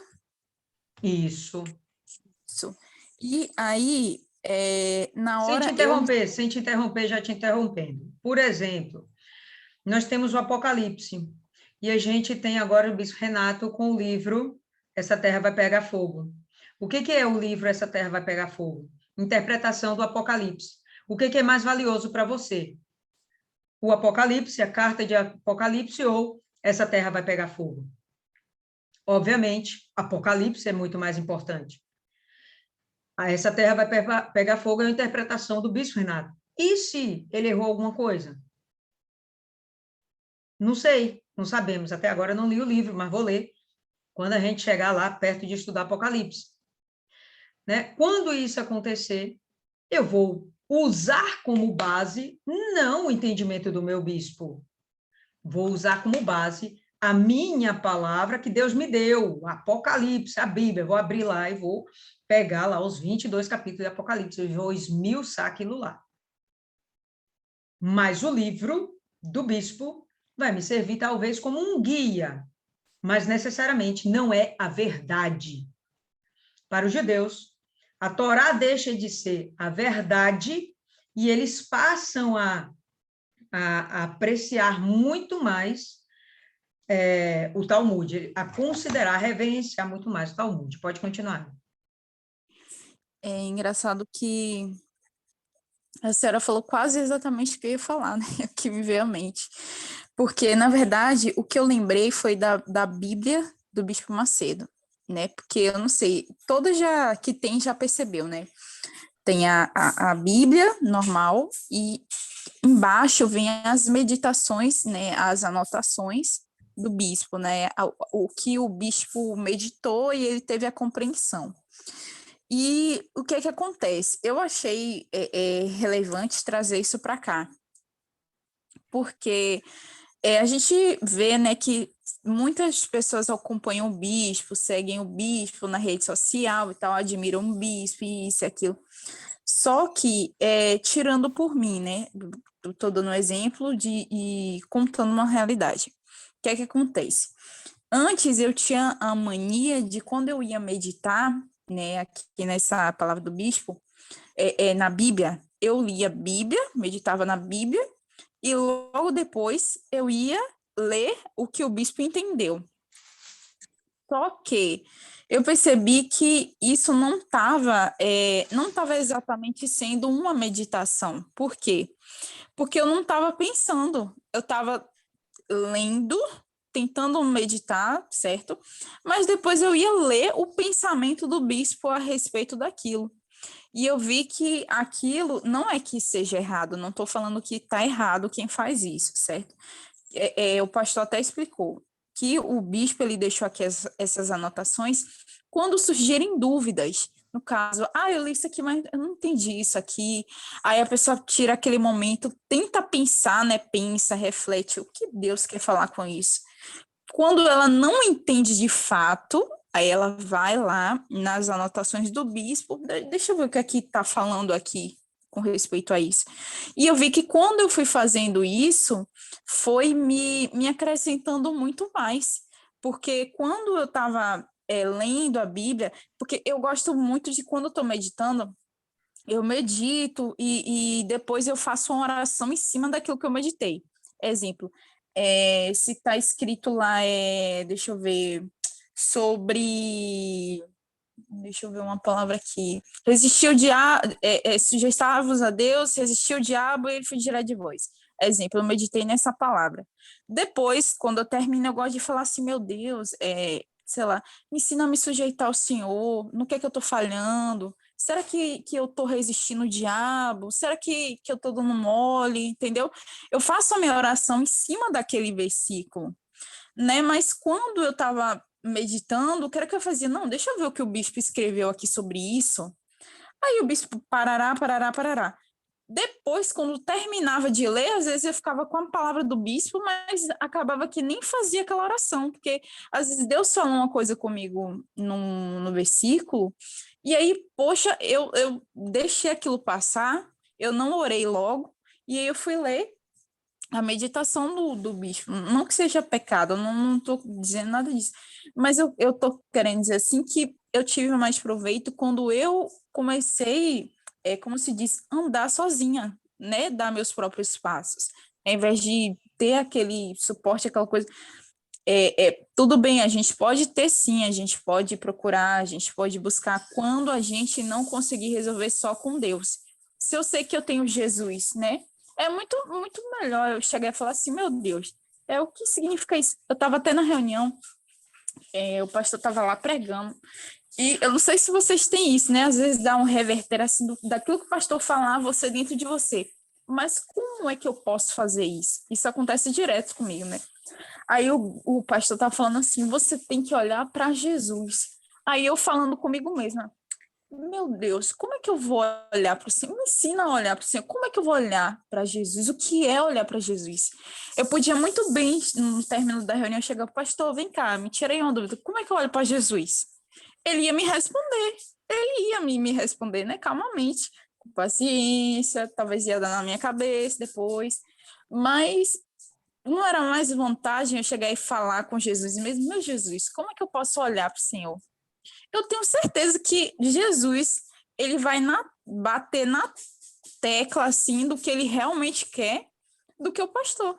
Porque às vezes o que o pastor falar é como a senhora falou, né? Como os bispos, eles pregam, né? Tudo que eu pregar, tudo que eu falar, você vai lá na Bíblia e você confere. Então, se ele está falando isso, como é que a pessoa pode chegar aqui, peguei a Bíblia aqui do Bispo Macedo, deixa eu ler aqui, né, o que é que está falando aqui na resposta do capítulo 5, versículo 23. Está escrito isso. Mas peraí, não é mais vantagem eu chegar e eu mesma meditar e depois eu tentar buscar com o Senhor Jesus, que está aqui comigo, né? Ele mesmo vai me dar a resposta e vai ser melhor do que o entendimento do bispo. Só em último caso, né? Eu não entendi, quebrei minha cabeça, fiquei aqui 1 hora de relógio meditando, não entendi. Aí pronto, não, eu vou aqui. E se eu não entender aqui, aí eu procuro Dona Lília para tirar minha dúvida. Mas eu acho mais vantagem isso, e eu achei legal trazer isso, porque tem muita gente que está cometendo o erro de comprou essa Bíblia aqui, né? Não, sério mesmo. Quando eu comprei, eu ganhei essa Bíblia, né? Quando eu ganhei essa Bíblia, aquele cheirinho de novo, aquela coisa assim, eu falo, ai, gente, tem a meditação do bispo, gente. Deixa eu ver o que foi que o bispo falou aqui. Aí, tipo, poxa, velho, a palavra de Deus caía em... Como é que se fala? Caía em... Como, sei lá, um negócio assim. E eu ia logo para a palavra do bispo, poxa, não dava tanta atenção na palavra de Deus. Eu ganhei essa Bíblia aqui, gente, quando eu ganhei eu quase chorei. Eu falei assim, ai meu Deus, eu ganhei uma Bíblia. Aí poxa, o que é que o bispo tá falando aqui, ó? Aí aquele apego todo ao homem, né? A pessoa quando tá começando, né, Aí depois, só que com o tempo eu fui aprendendo, mas eu achei interessante falar sobre isso, porque vai ficar salvo aí, né, para outras pessoas assistirem. E é isso aí que eu queria trazer. Beleza, muito bem posicionado. Fala, Isis. Os manuais têm a sua relevância. Para mim, quando cheguei na igreja, seria legal ter um manual. Tem coisas que você realmente vai aprendendo na tentativa e erro. E quando Moisés, acredito que foi Moisés que escreveu o Talmud, ele traz essas regras, não para... Não foi ele que escreveu, não? Talmud não, ele escreveu Torá. Torá. Quando ele escreve as regras de tudo, do vestuário inspirado por Deus, vestuário, forma de alimentar, como seria o governo, a forma de gestão, foi com o objetivo de criar um manual de bem viver para aquele povo. O cuidado de ter um registro escrito para passar para as outras gerações. Essa fração de um texto que você trouxe fala do ritual de lavar as mãos. Mas se a gente analisar o olhar da saúde, para aquele tempo, a galera que não tinha antibiótico, que não tinha vacina, que não tinha a estrutura de medicina que a gente tem hoje, o ato de lavar as mãos e ensinar os seus filhos é muito importante, evita um monte de doenças. Esse ter esse cuidado de antes de comer é a coisa que a gente passa para os nossos filhos, que os nossos médicos nos orientam. Então, eu vejo que esses manuais têm a sua importância, ainda mais quando você não tem conhecimento, é uma fonte mais rápida de conhecimento. Então, quando você já tem algum conhecimento ou alguma capacidade, você pode ir ao grande livro e tirar suas próprias interpretações. Mas não vejo errado você seguir os atalhos dos manuais e ver qual é o objetivo desse manual. Essas regras dos judeus foi o que trouxe eles até os dias de hoje, com sua cultura, com o seu modo característico, com sua identidade. Não sou judeu porque eu nasci na Judéia. O judeu ele é judeu em qualquer parte do mundo, porque ele tem esse cuidado de se santificar, de ser um povo separado, de ser separado com esses cuidados na alimentação, no vestir. E a gente, enquanto cristão, cada igreja tem seus, aspas, colchetes, seus rituais, mas sua forma, né, de fazer ou de se santificar. Vejo que o sábado não é o sábado que santifica a pessoa, é a pessoa que santifica o sábado. Como eu posso santificar minha segunda? Como Lília pode santificar o domingo dela só para Jesus? Então, como acho que Saulo, né? Acho que foi Saulo que teve a visão? Não lembro quem foi. Mas que teve a visão que contamina não que entra. O contamina é o que sai. Pedro, né? É isso. Manual, os rituais e por tudo. O que acontece, né? Falando sobre essas questões que vamos esclarecer um pouco mais. O que a Martiniane trouxe é completamente pertinente, pessoal, e eu já falei sobre isso aqui antes. Então, quando você estiver meditando na palavra, leia primeiro. Tente identificar o que você não entende, as palavras que você não compreende. Procura no dicionário. Tenta você entender o texto, traduzir o texto para si mesmo. Depois disso, você quiser procurar outras fontes, perfeito, porque cada um tem uma forma de ver, a palavra é viva, e isso nos acrescenta sem sombra de dúvidas, ok? Mas você sair do texto e ir direto para o entendimento de alguém, você não vai colher o espírito da palavra, você vai colher o espírito da pessoa. Qual o problema do Talmud? Não é o espírito da palavra, é o espírito da pessoa. Para eu me aproximar de Deus, eu tenho que seguir aquela pessoa. Para eu me aproximar de Deus, eu tenho que obedecer aquela pessoa, o entendimento daquela pessoa que morreu há 300 anos atrás, mas o pensamento dela continua vivo, e é isso que me leva a Deus. Não, o que te leva a Deus hoje é o Senhor Jesus. Então, isso aí é que é o problema. Qual a questão do Talmud para o judeu? Porque ele tira a Torá. Torá é a palavra de Deus. Torá foi escrita por Moisés, mas foi inspirada por Deus. Não veio da cabecinha de Moisés. Opa, vou escrever aqui essa lei. Não, essa é a diferença. Talmud, os judeus pegaram a palavra e, opa, eu entendi que é isso aqui que a gente tem que fazer. Inclusive, isso aqui é muito pouco. Vamos fazer isso aqui mais, porque com certeza vai agradar mais a Deus. Então, foge do propósito, entende? Foge do propósito. Eu gosto também de Bíblias que são Bíblias de estudo, gosto, acho legal. Mas tem que observar qual é a Bíblia de estudo. Por quê? Porque senão você vai absorver aquele espírito. Alguns dias atrás, Cristiane trouxe aqui um texto da Adventista, completamente equivocado. Mas se a gente leva aquele texto como verdade, bebia a palavra daquele texto, que não era a Bíblia, não foi o que a Bíblia falou, foi o que alguém interpretou. Dentro da interpretação daquela pessoa, existiu um equívoco muito grande, e foge da Bíblia. Então, essa é a questão. Até o espírito de quem você vai beber é um bom espírito, porque nada impede de você pegar um bom autor e dar uma atenção a esse autor, nada te impede. E isso não é ruim ou pecado. Mas quando aquilo desvirtua a palavra de Deus, e aquilo faz com que você siga aquilo e não a palavra de Deus, então aí já fugiu do propósito. Em vez de você se aproximar de Deus, você está se afastando. Outra coisa que legal, que eu quero compartilhar aqui com vocês, só para a gente encerrar, porque já vai dar meia-noite. Rendeu hoje, viu? Rendeu. Olha aqui. Isso aqui é um livro que está falando sobre o Talmud, a relação dos judeus com o Talmud. Olha só essa introdução. Está dando para todo mundo enxergar, pessoal? Vou ampliar aqui um pouquinho para ver se vocês enxergam melhor. Escrito aqui, ó, o Talmud é o livro mais sagrado do judaísmo. Na realidade, uma coleção de livros, como eu falei, o Talmud é muito grossão.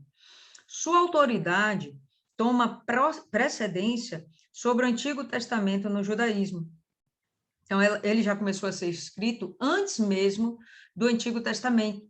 Por quê? Porque antigamente, para os judeus sobreviverem, como Moisés falou, a tradição deles era muito importante, essa tradição era passada via oral. O Talmud, hoje, são escritos daquilo que era verbalmente transmitido. Hoje está escrito. E aí, num dos seus livros, Erubim 21b, Deus sabe o que é isso aqui, a edição de Sonsino, a gente vai ter isso aqui, ó. Meu filho, olha só, seja mais cuidadoso na observância dos escribas do que nas palavras da Torá. E aí? Você lê um negócio desse, você pensa o quê? Nossa, como é importante esse Talmud para que o povo judeu tenha uma identidade. Não, pô, através disso aqui ele está perdendo a identidade de povo de Deus, assumindo a identidade como judeu. Ponto. Esse é o objetivo de Deus, quando ele mandou a palavra dele? Não. Por que nós hoje somos unidas? Ainda que cada uma com sua realidade e seu pensamento. Porque nós giramos a nossa vida em torno do mesmo princípio, a palavra de Deus. No momento que uma de nós aqui desvirtuar, não, eu vou ouvir fulano, vou ouvir ciclano, vou ouvir a palavra de não sei quem, vou ouvir Buda, vou ouvir Confúcio, a sabedoria do Oriente. Não, meu irmão, não vamos mais andar juntos. Esse princípio bíblico, que é o que rege nossa vida, se for diferente, a gente não vai andar mais junto. Por quê? Porque vai se tornar treva. E luz e treva não se combinam. Então, a gente vai acabar se separando. Por causa de quê? Por causa daquilo que é a sua conduta de fé. E a sua conduta de fé determina todo o seu comportamento. Ah, não, Lília, vamos ali tomar uma. Ah, mas dentro da minha conduta de fé, isso não me é pertinente.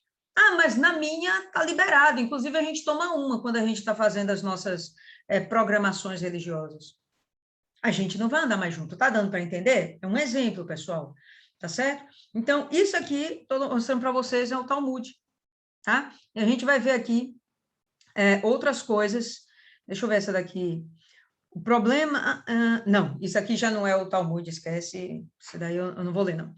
O texto é muito grande, né? Não dava para eu ler tudo. Foram coisas que eu peguei hoje aqui para a gente usar como exemplo, só para termos entendimento do que é a palavra de Deus e o que Jesus estava falando. Tudo que Jesus estava falando, os judeus desvirtuaram. E aí, velho, o povo estava sem pastor, perdido, como ovelhinha desgarrada. Aí vem Jesus para cumprir o papel dele, tá bom? Então a gente vai, não é Bonfúcio, não é Confúcio. E existe Confúcio. Então, vamos para hoje por aqui. Alguém ainda tem alguma pergunta, alguma coisa para falar? Ok. Cristiane, é contigo.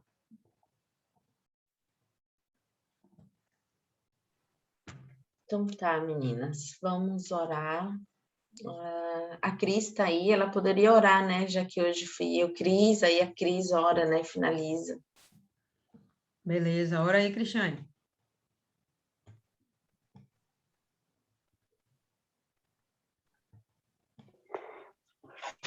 Ai, Cris.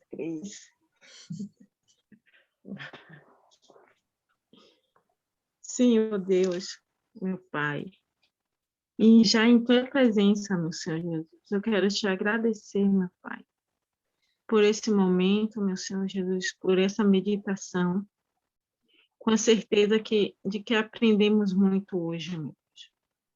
Eu tenho certeza que o Senhor falou com cada um de nós aqui, meu Pai. Muito obrigada, meu Senhor Jesus, pelo teu cuidado. Obrigada pelo teu amor, meu Deus. Obrigada, meu Senhor Jesus, por olhar por cada um de nós, meu Pai. Meu Pai amado e querido, meu Senhor, que o Senhor venha abençoar a vida de cada mulher que está aqui presente. Aquelas que não puderam estar, meu Deus, mas o Senhor sabe por quê. Que o Senhor também as abençoe. Que a tua mão esteja estendida sobre cada uma de nós, meu Pai. Que o Senhor derrame a tua bênção. Que o Senhor venha nos dar uma noite abençoada, tranquila, meu Deus. Venha nos preparar para o amanhã, meu Pai. Deus, que o Senhor abençoe a Cristiane, meu Deus. Que ela venha estar sempre firme na tua presença, meu Deus. E que o Senhor venha estar sempre capacitando ela, meu Pai, para que ela possa estar levando a tua palavra, meu Deus. E nos ensinando também, meu Deus. Abençoa a dona Lília, que, meu Deus, ela é um ponto de contato entre nós e o Senhor, meu Pai. Porque o Senhor deu a ela essa inspiração de criar esse grupo para estar nos ajudando, meu Deus. Que ela seja abençoada, que a família dela seja abençoada. Toma essa noite nas tuas mãos, em nome do Deus que é Pai, Filho e Espírito Santo. Amém. Graças a Deus. Ok, pessoal, amém. Vamos parar por aqui. Hoje foi longo, né? Mas eu acho que valeu a pena.